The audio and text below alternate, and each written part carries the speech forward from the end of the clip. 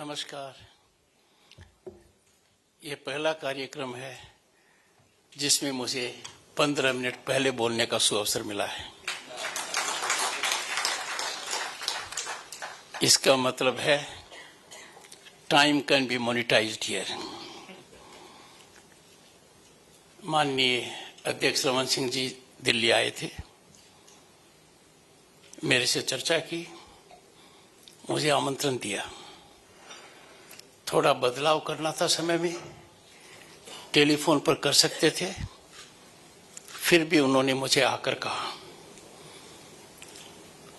उनसे मेरी बात हुई, स्वास्थ्य कारणों से वो नहीं आ पाए। मैं आभारी हूं कि उनका पूरा परिवार मेरे से आज संपर्क कर चुका है।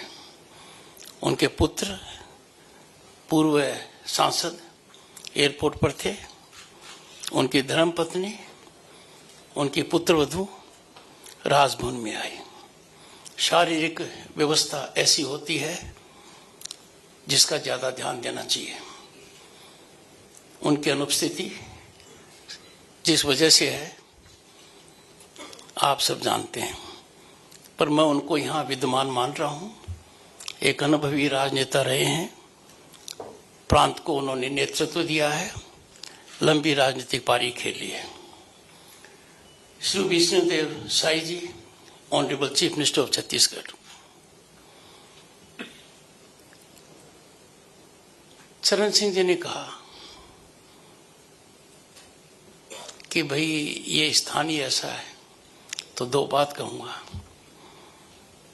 कौशल्या जी का यहां से लगाव है, यही बताया क्या ने, और गहरा लगाव है।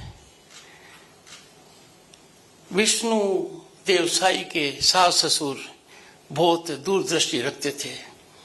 उन्होंने अपनी बेटी का नाम कौशल्या रखा और इनसे बंधन मिला।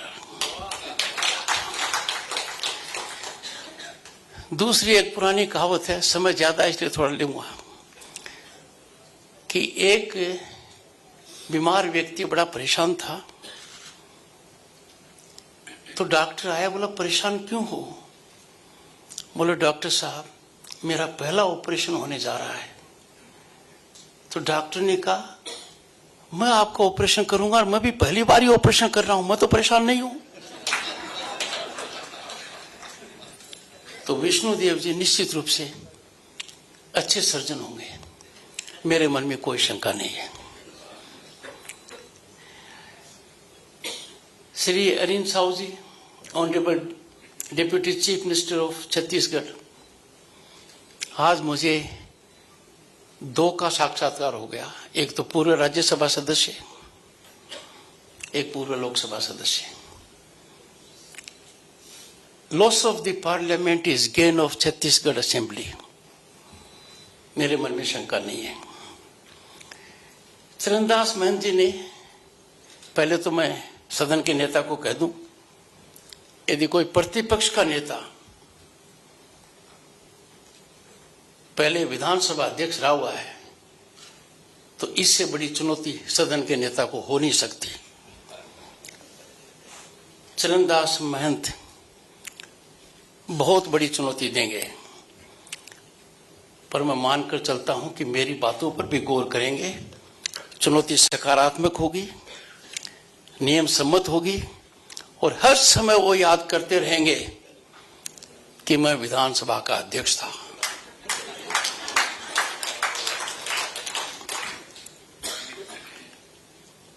कौन राइट है कौन लेफ्ट है आपने प्रश्न किया, और कौन लेफ्ट राइट करा रहा है ये मैं आप पर सोचता हूं।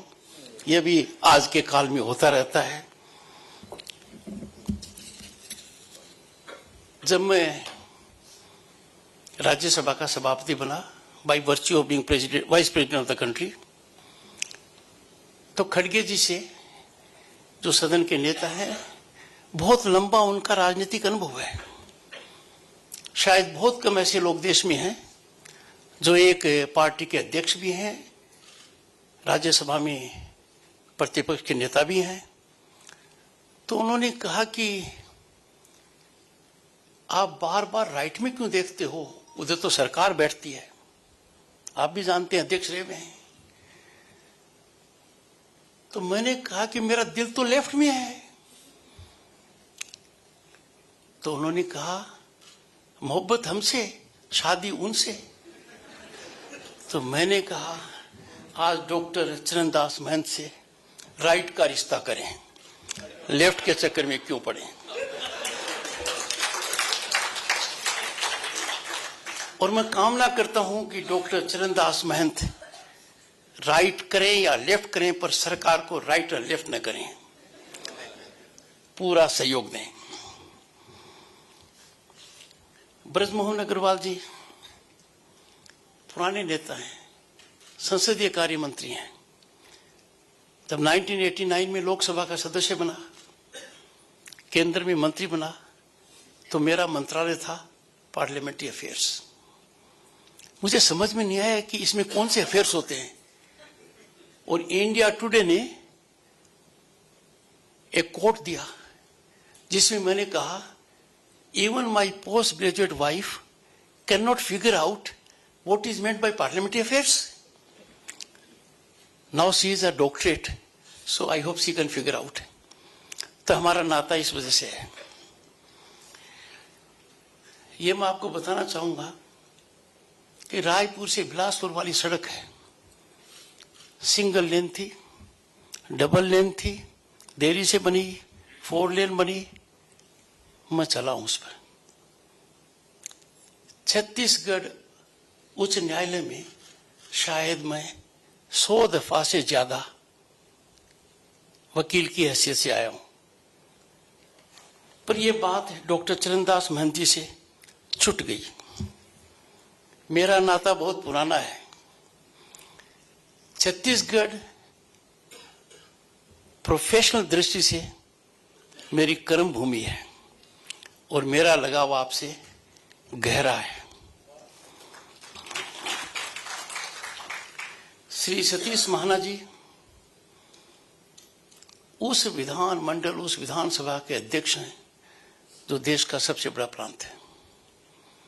8 बार विधानसभा का सदस्य होना कितना मुश्किल होता है, ये आप और हम समझ सकते हैं। इन्होंने बहुत जबरदस्त काम किया है। इनका उद्बोधन आपके लिए अत्यंत लाभकारी रहा होगा, मेरे मन में कोई शंका नहीं है। मेरे सामने बहुत अनुभवी लोग बैठे हैं,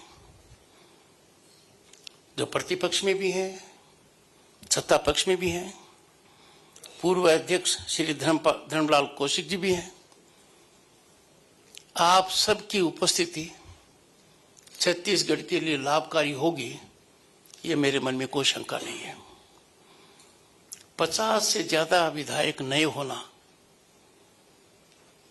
ये कार्यक्रम उनके लिए ही नहीं है, ये कार्यक्रम सभी विधायकों के लिए है। जब भी किसी विश्वविद्यालय में जाता हूं, विद्यार्थियों को एक बात कहता हूं, your degree does not mean you and learning. सीखना निरंतरता से रहना पड़ता है।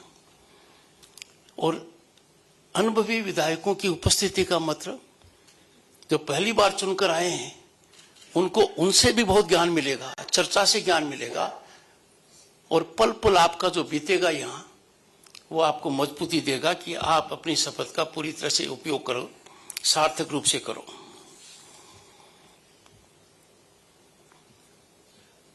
भारत के संविधान को जानना सबसे ज्यादा जरूरी है, क्योंकि हमारी हर कार्य नीति के अंदर भारत के संविधान को ही हम सबसे पहले देखते हैं।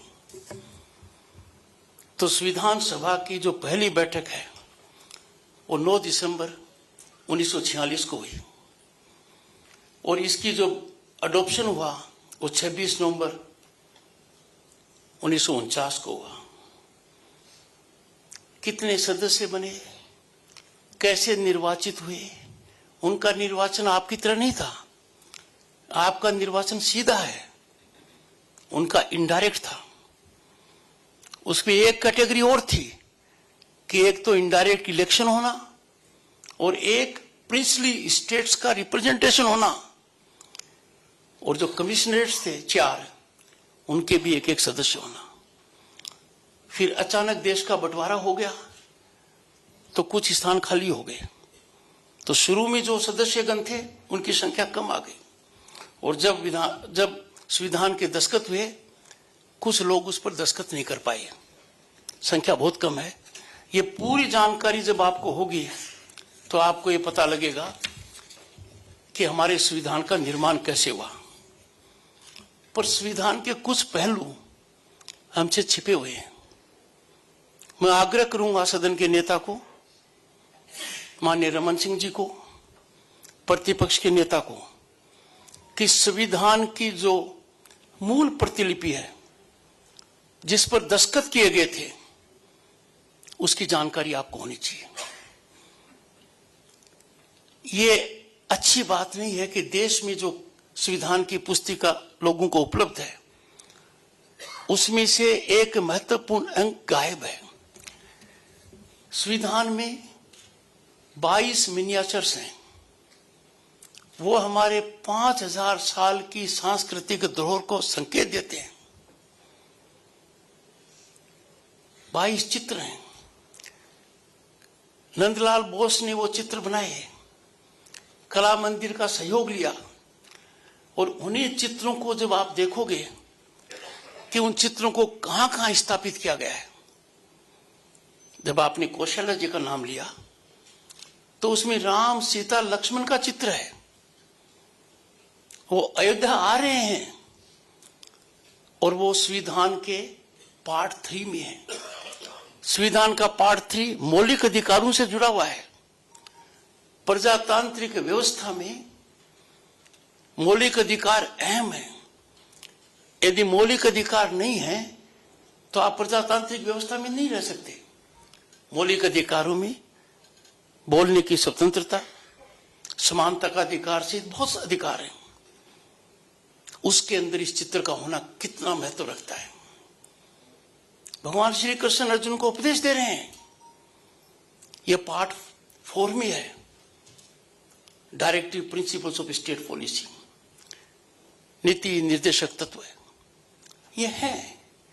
आज के दिन भ्रमित होकर हम हमारी संस्कृति को कई बार नकार देते हैं। न्यायालय तक का मुद्दा बना हुआ है, पर हमारे संविधान निर्माताओं ने बहुत सोचकर विवेकपूर्ण तरीके से इन बातों का ध्यान दिया।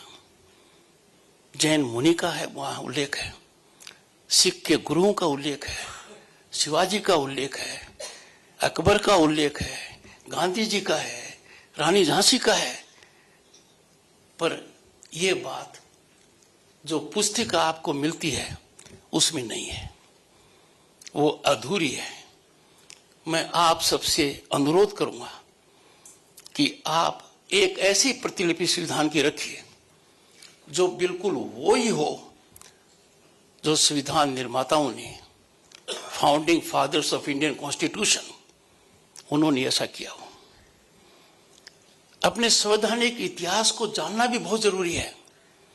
Doctor B.R. अम्बेडकर संविधान सभा में ड्राफ्टिंग कमेटी के चेयरमैन थे। Doctor B.R. अम्बेडकर ने संविधान के हर अनुच्छेद को ड्राफ्ट किया, पर डॉक्टर B.R. अम्बेडकर ने 370 को ड्राफ्ट करने से मना कर दिया। आपकी जिज्ञासा होनी चाहिए, आपको जानकारी होनी चाहिए कि डॉक्टर B.R. अम्बेडकर ने अनुच्छेद 370 को क्यों नहीं ड्राफ्ट किया। उन्होंने पत्र लिखकर क्या संकेत दिया और कैसे वो 370 हमको परेशान करता रहा। कैसे भारत के संविधान में जिसको टेम्पररी कहा गया वो 7 दशक तक परेशानी का कारण बना। आपको इसमें पढ़ना चाहिए कि 1963 में लोकसभा में तत्कालीन प्रधानमंत्री पंडित जवाहरलाल नेहरू ने कहा था 370 घिसते घिसते घिस जाएगा। उनका आकलन क्या था। पर मैंने 1990 में केंद्रीय मंत्री रहते हुए कश्मीर की पीड़ा देखी है। हम कश्मीर गए थे, वहां के हालात ज्वलंत थे। पीड़ादायक थे, अब वो 370 नहीं रहा। यह एक सुखद काम विधायिका ने किया है। हर सांसद साधुवाद का पात्र है जिसकी भागीदारी 370 को समाप्त करने में रही है। दूसरा, आप भारत का इतिहास देखेंगे, संविधान से जुड़ा हुआ है कि हमारे देश का निर्माण इंटीग्रेशन ऑफ प्रिंसली स्टेट से हुआ है। यह काम सरदार पटेल का था। लौह पुरुष सरदार पटेल ने अनेकानेक प्रिंसली स्टेट्स का इंटीग्रेशन भारत राज्य में किया। उनका जिम्मा था, पर उनको एक जिम्मा नहीं दिया गया, और वो जिम्मा था जम्मू एंड कश्मीर के इंटीग्रेशन का। तो आपको सोचना पड़ेगा, आज के दिन विवेचन करना पड़ेगा कि 370 अनुच्छेद को डॉक्टर अंबेडकर ने क्यों ड्राफ्ट नहीं किया और सरदार पटेल से इंटीग्रेशन के काम पूरा दिया गया सिवाय जम्मू एंड कश्मीर का। यह आपको देखने की बात। इस संविधान की जर्नी के अंदर जो बड़े बड़े बदलाव हुए हैं उसकी जानकारी आपको होनी चाहिए। जब संविधान निर्माताओं ने पहले तय किया कि राज्यपाल और राष्ट्रपति हर सत्र की शुरुआत में भाषण देंगे, साल में 3 या 4 सत्र होते हैं, हर सत्र का शुरुआत करना कल्पना थी संविधान निर्माताओं की, पर तुरंत समझ गए कि यह व्यवहारिक नहीं है। साल में 4 बार महामहिम राष्ट्रपति या महामहिम राज्यपाल ये दीगर राज्य विधानमंडलों का संबोधन करेंगे तो ठीक नहीं है। उन्होंने बदलाव किया कि साल में 1 बार प्रथम सत्र में। पर एक जानकारी जिसको आप नजरअंदाज कर रहे हो, संविधान निर्माताओं ने हमें मौलिक अधिकार दिए, हमें बोलने की अभिव्यक्ति दी। उस अभिव्यक्ति पर कोई अंकुश नहीं था। संविधान का जो पहला संशोधन हुआ लोकसभा बनने के बाद, the first amendment in the Indian constitution, अभिव्यक्ति के ऊपर अंकुश लगाया गया। सोचना पड़ेगा वो अंकुश क्यों लगाया गया, कितना लगाया गया, कितना सार्थक था। मेरे कहने का मतलब है कि लगातार संविधान में जो बदलाव है वो विधायिका का काम है। पहले संविधान में एक व्यवस्था दी गई थी कि हमारे चुनाव होंगे राज्य स्तर पर और केंद्र स्तर पर, विधानमंडल होंगे और संसद होगी। फिर 90 के दशक में बड़ा बदलाव आया कि भारत के संविधान में पंचायत और नगर पालिका को भी जोड़ा जाए। एक बहुत जबरदस्त व्यवस्था की गई, और यह व्यवस्था होते ही Bharat became the only country in the world to have structured constitutional mechanism for democratic process at the panchayat level, at the panchayat samiti level, at जिला परिषद level, at state level, at central level। कहीं नहीं है। ये हमारे संविधान में बदलाव आया। कोऑपरेटिव्स हमारे संविधान में पहले नहीं थे। यह सहभागिता का बहुत बड़ा परिणाम है। It can lead to really exponential consequences. यह ऐड किया गया। तो जब तक विधायक संविधान की इस जर्नी के भागीदार नहीं बनेंगे, तब तक सही मायने में आपकी जो कर्तव्य निष्ठा है वो पूरी तरह से जागृत नहीं होगी। आपको देखना पड़ेगा कि बदलाव भारत के संविधान में नहीं, दुनिया के हर संविधान में है। इतनी तकनीकी आ गई है कि यह आवश्यक है। यह हमें सोचना चाहिए। भारत के संविधान ने सांसदों को और विधायकगण को बहुत बड़ा अधिकार दिया है, अभिव्यक्ति का अधिकार। आप सदन में जो बोलते हो, कुछ भी बोल सकते हो, निर्भीक होकर बोल सकते हो, आप पर कोई मुकदमा नहीं चल सकता। 140 करोड़ की जनता में कुछ लोगों को यह अधिकार है कि वो किसी व्यक्ति के बारे में, किसी संस्था के बारे में, किसी समाज के बारे में विधानमंडल और लोकसभा और राज्यसभा में कुछ भी बोलेंगे। वो 140 करोड़ लोग, ये सभी वर्ग ऐसा है, न दीवानी मुकदमा कर सकते, न फौजदारी मुकदमा कर सकते। वही बात आप सदन के बाहर कहोगे, आप पर मुकदमा चल सकता है। You can be hold up for civil and criminal liability, defamation, civil and criminal damages. आपको आत्मचिंतन करना होगा कि हमें इतना बड़ा अधिकार क्यों दिया गया है। कोई भी अधिकार बिना जिम्मेवारी के नहीं आता है। आप जो भी शब्द बोलते हो, you are accountable for it. जिम्मेवारी से बोलना पड़ेगा। A member of the house in parliament और state legislature can not be a loose cannon.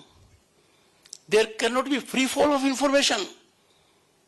You cannot demolish anybody's character. You cannot engage in defamatory statements.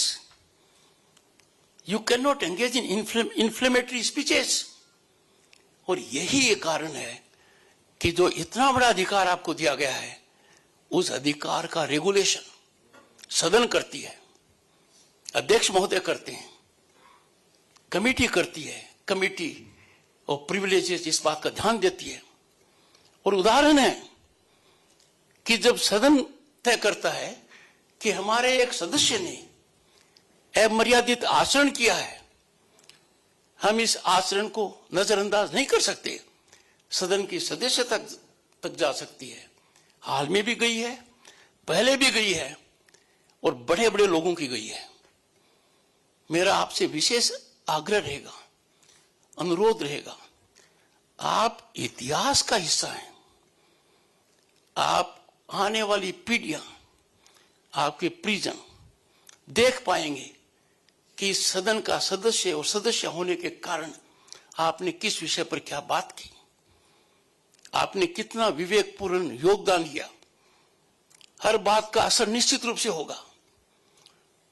प्रमुख कार्य है विधान का निर्माण करना। विधान के निर्माण के समय आपकी भागीदारी में आपकी चिंता, चिंतन, मंथन साफ झलकना चाहिए। यह महत्वपूर्ण नहीं है कि आपकी बात स्वीकार हो। कारण यह कहा गया है, the government must have its way, the opposition must have its say. Doctor Charandas will have his say and सदन के नेता will have his way. But इनमें सामंजस्य होना चाहिए। दूसरा, आप यहां पर प्रतिद्वंदी नहीं है। आपका सौहार्दपूर्ण वातावरण होना चाहिए। पक्ष विपक्ष में लगातार संपर्क रहना चाहिए। प्रजातांत्रिक व्यवस्था तभी फूलेगी, तभी फलेगी जब आप इस बात का ध्यान देंगे। यदि अगर आप नजरअंदाज कर दिया तो कोई मतलब नहीं है। संविधान सभा करीब 3 वर्ष तक बैठक हुई, कई सेशन हुए, 165 दिन तक कार्यवाही हुई। एक दिन भी डिस्टर्बेंस नहीं हुआ, डिस्ट्रप्शन नहीं हुआ। एक दिन भी स्लोगनिंग नहीं हुई। एक दिन भी प्ले कार्ड्स नहीं थे। और आप चिंतन कीजिए, संविधान सभा के सामने बेहद पेचीदे मुद्दे थे, कंटेंशियस इश्यूज, डिविजिव इश्यूज, लोगों के मत थे, मत में काफी दूरी थी। वो फासला डिस्टर्बेंस से नहीं पूरा हुआ।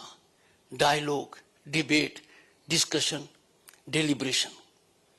और यही कारण है कि आज के दिन ये हटता जा रहा है। प्रतिपक्ष के सदस्यों को खास तौर से कहूंगा, आपकी सबसे बड़ी ताकत सदन चलने में है। सरकार को आप कटघरे में कब रख सकते हो? जब सदन चलता है। दो पूर्व अध्यक्ष यहां पर हैं, वो जानते हैं कि एक प्रश्न पूछने पर पूरी सरकार हिल सकती है, उसका जवाब आए या नहीं आए। We are in a society where media, social media is really explosive. आपकी बात दब नहीं सकती, पर सदन जब नहीं चलता है, इसकी क्या सेल्फ लाइफ है? आप अंदाजा लगा लिए पिछले 10 साल में कोई याद नहीं करेगा कब कब सदन नहीं चली, पर यह जरूर याद करेगा कि इस विषय पर एक प्रश्न पूछा गया था और सरकारी पक्ष जवाब नहीं दे पाया। इस विषय पर एक प्रश्न पूछा गया था जिस पर सरकारी पक्ष ने सटीक जवाब दिया। इस विषय पर किसी सदस्य ने इतना बड़ा योगदान दिया कि बिजलीकरण के अंदर क्या होना चाहिए, कृषि विकास के अंदर क्या होना चाहिए, तकनीक विकास में क्या होना चाहिए, ये सब है। Therefore, my humble appeal to you, don't weaponize disturbance, disruption as a political tool. ये सेल्फ डिफीटिंग है, ये खुद के खिलाफ जाता है, इसकी कोई सेल्फ लाइफ नहीं है। और दूसरा, इसको बाहर कोई अप्रिशिएट नहीं करता है। आप यदि रायशुमारी करोगे तो आपके जो मतदाता हैं, परिजन हैं, घर के लोग हैं, वो इसको पसंद नहीं करते हैं। और सबसे ज्यादा पीड़ादायी काम अध्यक्ष या सभापति का होता है। डॉक्टर चरणदास महंत रह चुके हैं, हमारे यहां कौशिक जी भी हैं। किसी भी सदस्य के खिलाफ कुछ भी कार्यवाही करते हुए मन बड़ा पीड़ित होता है, दुखी होता है, परेशान होता है। यह सबसे मुश्किल काम है। 2.5 फुट ऊपर बैठकर कितना प्रयास करते हैं। डॉक्टर चरणदास महंत कभी यदि लिखेंगे तो इन्होंने कठोर कदम उठाया है, तो कक्ष में किन किन को बुलाया होगा, कितना चिंतन मंथन किया होगा, कितनी चेतावनी दी होगी।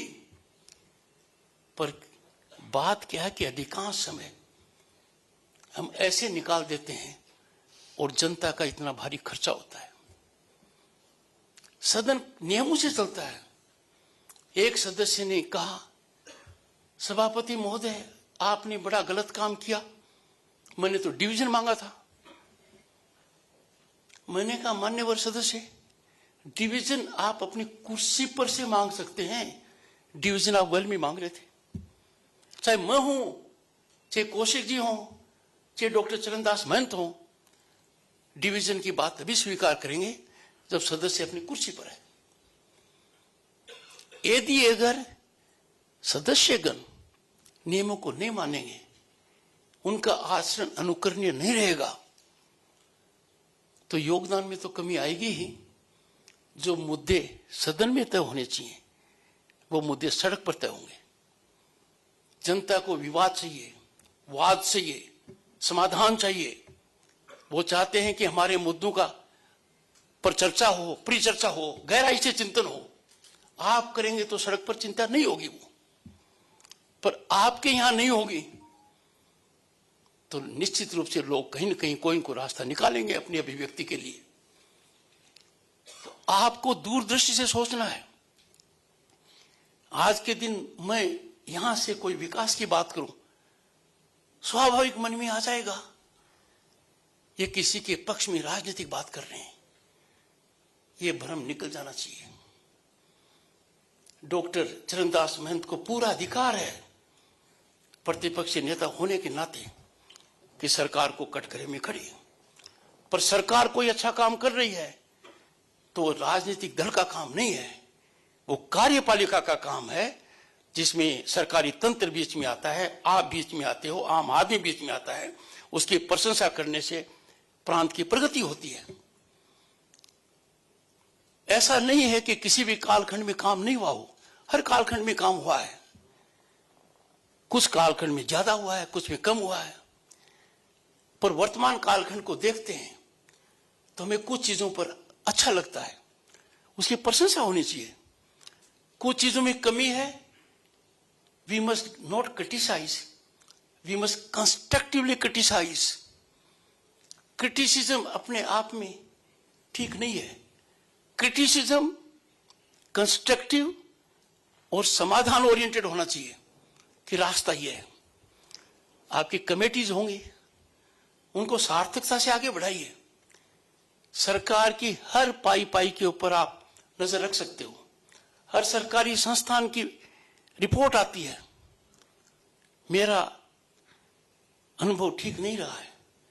कोई सरकारी संस्था की रिपोर्ट आती है, सदस्यगण पढ़ते नहीं उसको। पढ़कर जो सदस्य और सदस्या प्रश्न करेगी, सरकार हिल जाएगी कि रिपोर्ट हर साल आनी थी, आप 3 साल बाद क्यों दे रहे हो? इस रिपोर्ट में ये लिखा हुआ है, इस पर आपको क्या कहना है? आपको बिल्कुल टेलीस्कोपिक तरीके से जनता की बात समझनी चाहिए और माइक्रोस्कोप की तरह सरकार पर नजर रखनी चाहिए। अपना शासन व्यवस्था पारदर्शी और उत्तरदायी कब होगी? जब आपकी पैनी नजर, चील जैसी नजर सरकारी तंत्र पर होगी। आप सरकार का विरोध नहीं करते हो। आप सरकार का विरोध करते हो तो सरकार को ताकत भी देते हो। सरकार को आईना दिखता है, सरकार को पता लगता है कि विकास की इस योजना में एक कमी है और वह अधिकारीगण और सरकारी तंत्र को सुचारू रूप से आदेश दे सकती है। मुझे बहुत खुशी है कि 50 नए विधायकगण हैं, महिलाओं की संख्या भी है। जब मैं वहां बैठा था तो मैं सोच रहा था कि डॉक्टर चरणदास को इसलिए राइट में किया, एक दूसरा कारण कि महिला शक्ति इधर है, यह पलड़ा भारी है। मैं तो आपको भारी पलड़े की तरफ रख रहा था। I have no intention of giving advice to you, क्योंकि जो चुनाव लड़कर आता है उसको किसी एडवाइस की दरकार नहीं है। एक पुरानी कहावत है, एक पक्षी मां अपने चूजे को ज्ञान दे रही थी और उसने कहा कि जब भी कोई शिकारी पत्थर उठाए तो उड़ जाना। तो उसने कहा, मां, कोई शिकारी पॉकेट में पत्थर लेकर चले तो मैं क्या करूं? बोला, तुझे ट्रेनिंग की आवश्यकता नहीं है, तो आप में किसी को भी ट्रेनिंग की आवश्यकता नहीं है। ये प्रांत कितना नेचुरल रिसोर्सेज में रिच है। सोचिए, देश का वो भाग जिसको भगवान ने नेचुरल रिसोर्सेज से इतना ब्लॉसम किया है, पूरे देश में देख लीजिए, उसमें विकास अचानक कम क्यों है? ये सोचिए। आप देखिए कितनी व्यवस्था है। अब कुछ अच्छा बदलाव आया है और ये बदलाव देश की संस्कृति में आ चुका है कि अब कोई भी धन का ट्रांजैक्शन है वो डिजिटल है, बड़ा सार्थक रूप से है। भारत ने महारत हासिल की है इसमें। 2022 में हमारे digital transaction America, UK, France और जर्मनी चारों को मिला लो तो उससे 4 गुना थे। हर मामले में प्रगति हो रही है और प्रगति की कोई सीमा नहीं है, यह लगातार होती रहेगी। चांद पर गए, उसके तुरंत बाद सूरज पर चले गए। भारत मंडपम हुआ, उसके 10-15 दिन बाद यशोभूमि हुआ। हर चीज बदल रही है। हर विकास को राजनीतिक चश्मे से देखना सदन के सदस्य को काम नहीं ठीक लगता। उसमें ये आप ग्राउंड डील करते हो कि विकास में हमारा हाथ नहीं है। हर रिप्रेजेंटेटिव का विकास में हाथ है। हर रिप्रेजेंटेटिव सरकार को सतर्क करता है, पक्ष का हो चाहे विपक्ष का हो, उसका योगदान है। मैंने विशेष आग्रह किया डॉक्टर पीसी मोदी को, जो हमारे राज्यसभा के सेक्रेटरी जनरल हैं, कि मैं आत्मीयता से आप सभी को संसद के नए भवन में मेहमानबाजी के लिए आमंत्रित करना चाहता हूं।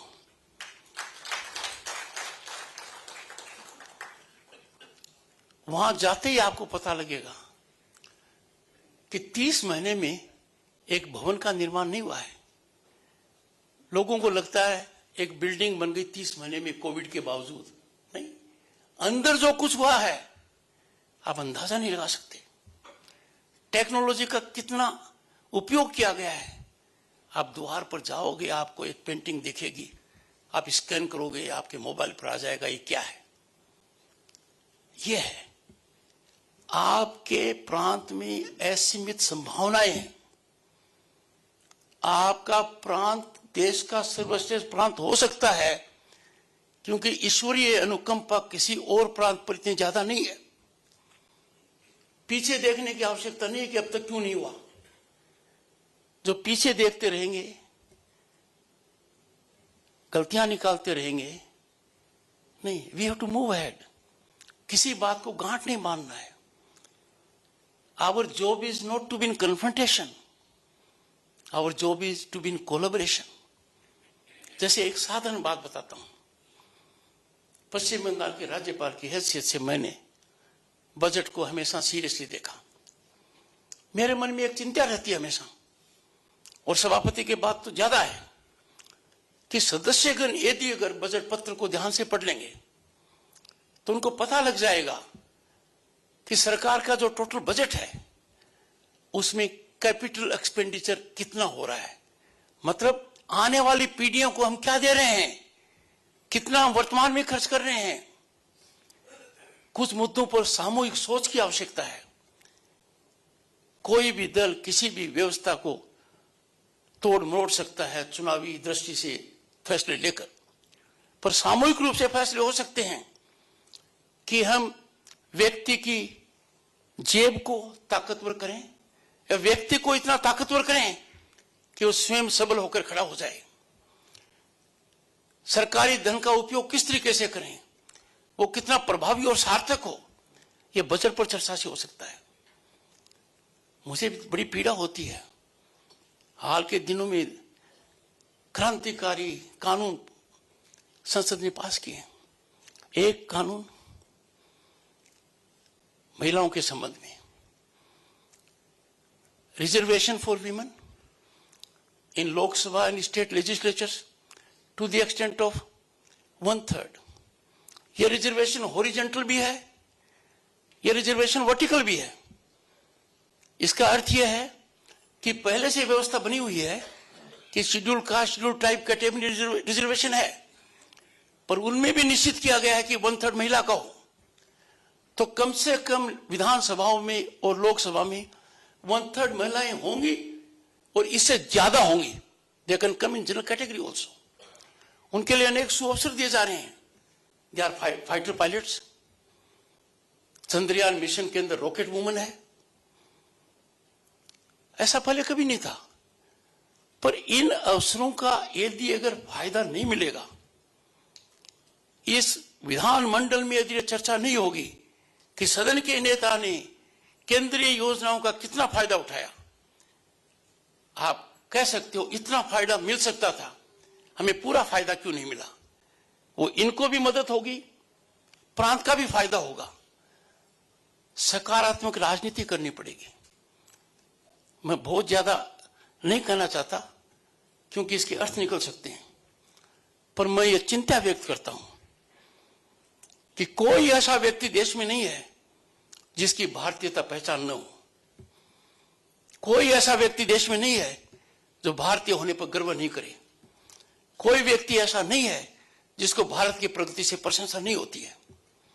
और कुछ हैं या कुछ नकारात्मक नैरेटिव चलते हैं।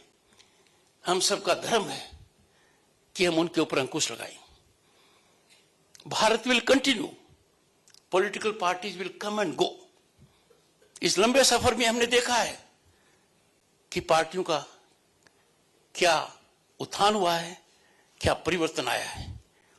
एक परिवर्तन का मैं क्या कहूं, फायदा ले चुका हूं।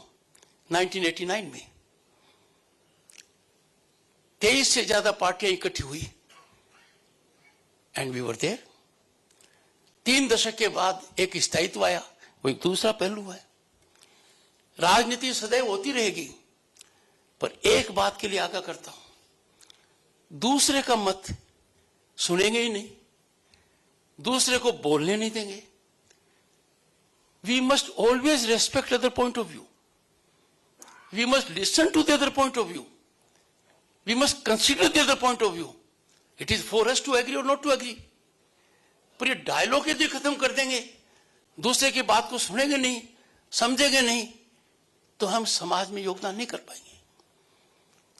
मैं हर विधायक से आग्रह करूंगा, विधायक और विधायिका से, आपका आचरण अनुकरणीय होना चाहिए। आप यदि अगर कहीं भी पेड़ लगाते हो और निश्चित रूप से संकल्प करते हो कि हर साल में विधायक कम से कम 100 पेड़ लगाएगा, मानकर चलिए जनता में बहुत बड़ा मैसेज आएगा। हर विधायक यदि अगर अपने स्कूल का निरीक्षण करेगा, हर विधायक एक संकेत देगा, होगा। विधायक और अधिकारी के बीच में जब खटपट होती है, मोदी जी को पता है, हम सांसद को बुलाते हैं कि खटपट नहीं होनी चाहिए।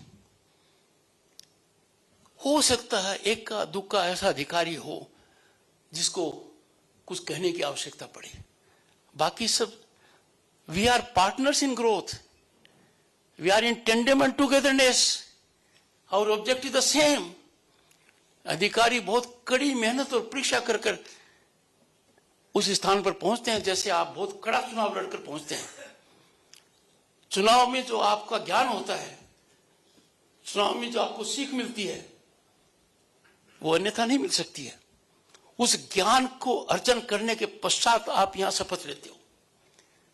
तो मेरा आपसे यही अनुग्रह रहेगा कि छत्तीसगढ़ को चमकाओ, छत्तीसगढ़ को आगे बढ़ाओ, छत्तीसगढ़ देश का सर्वश्रेष्ठ प्रांत बने, छत्तीसगढ़ में व्यवस्था पारदर्शी हो, उत्तरदायी हो, और किसी प्रकार का भ्रष्टाचार न हो। भ्रष्टाचार की चोट सबसे ज्यादा आम आदमी पर पड़ती है, सबसे ज्यादा गरीब पर पड़ती है, सबसे ज्यादा उस पर पड़ती है जो मेरिटोरियस है, सबसे ज्यादा उस पर पड़ती है जो डिजर्विंग है। व्यवस्था बन गई है, इसका अनुपालन होना चाहिए। मुझे यहां आने का सौभाग्य मिला, इसके लिए मैं सभी महानुभावों का आभारी हूं। सब एक मंच पर आए, मुझे बहुत अच्छा लगा। आप अंदाजा नहीं लगा सकते मेरी खुशी का कि जिस आत्मीयता से डॉक्टर चरणदास महंत ने मेरा स्वागत किया, अपने विचार व्यक्त किए, और मैं मानकर चलता हूं ये एकजुटता राजनीति में नहीं हो सकती, संभव नहीं है, पर छत्तीसगढ़ के विकास के लिए संभव है। And you are lucky to have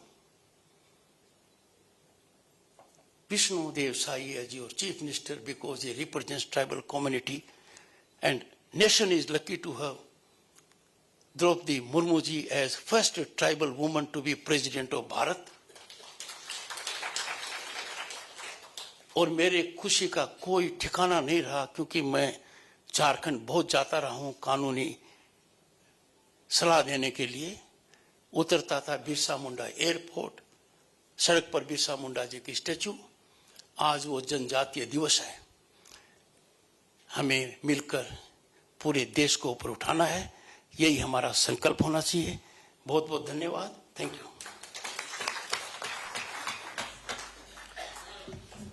माननीय